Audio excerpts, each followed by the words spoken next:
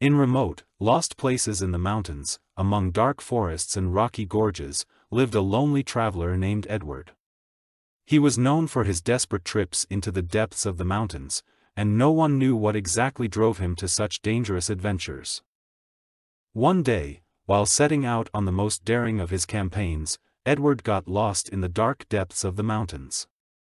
Night fell quickly, and the path back to camp seemed increasingly confusing. Among the gloomy rocks, he heard strange rustling sounds and wolf howls in the distance. Through the foggy darkness, something dark and sinister was watching him.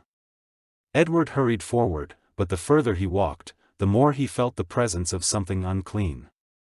Suddenly, out of the darkness came a huge silhouette with a humanoid figure, but with wild, sparkling eyes and terrible claws. Edward froze, paralyzed with fear. It was a monster, an ancient inhabitant of these mountains, evil and unforgiving. The creature approached, and Edward saw its distorted face, full of thirst for revenge and suffering. Flight seemed futile.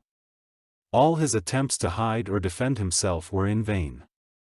The monster came closer and closer, and its cold breath enveloped Edward. But suddenly, a light appeared in front of him. Edward managed to make out the entrance to the gorge, and he rushed towards it, pierced by horror and despair. The creature made noise in rage, but could not follow him into the gorge. Edward made it out of the mountains, but his soul remained stained by the fear and horror of that night. He never again ventured into the depths of those mountains, knowing that in their heart lay something that surpassed all his worst nightmares.